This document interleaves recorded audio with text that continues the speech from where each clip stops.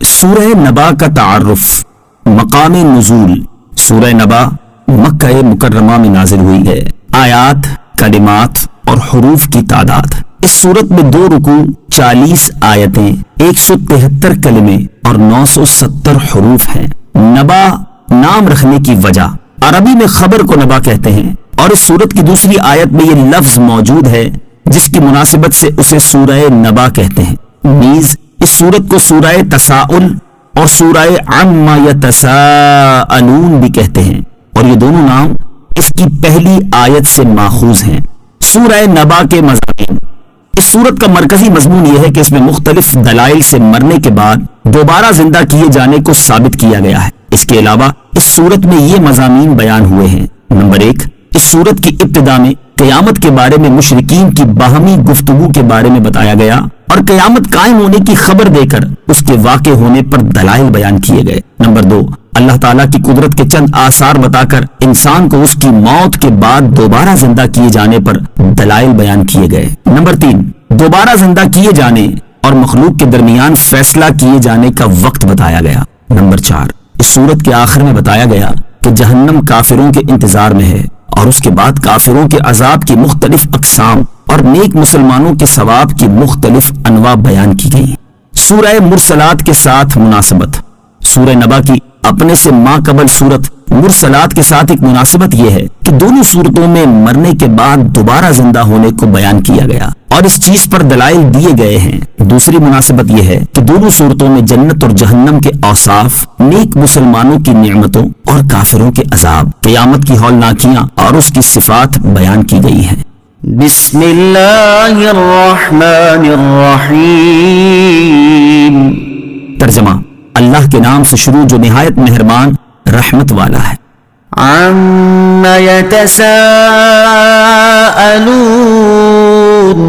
عن النبأ العظيم الذي هم فيه مختلفون۔ ترجمہ: لوگ آپس میں کس چیز کے بارے میں سوال کر رہے ہیں؟ بڑی خبر کے متعلق جس میں انہیں اختلاف ہے۔ عم يتساءلون،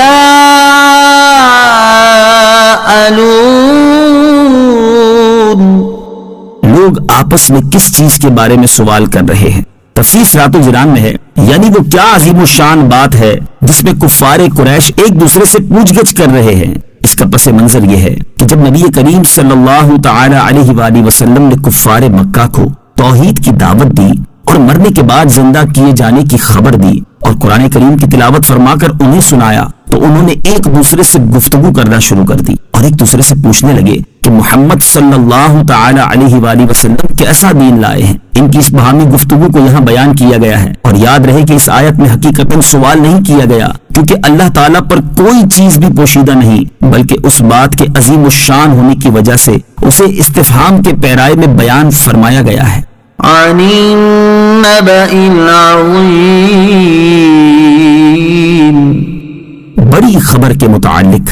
تفسیر صراط الجنان میں ہے، اس آیت اور اس کے بعد والی آیت میں وہ بات بیان فرمائی جا رہی ہے جس کے بارے میں کفار ایک دوسرے سے گفتگو کر رہے تھے۔ چنانچہ ارشاد فرمایا کہ وہ اس بڑی خبر کے بارے میں گفتگو کر رہے ہیں جس میں انہیں اختلاف ہے۔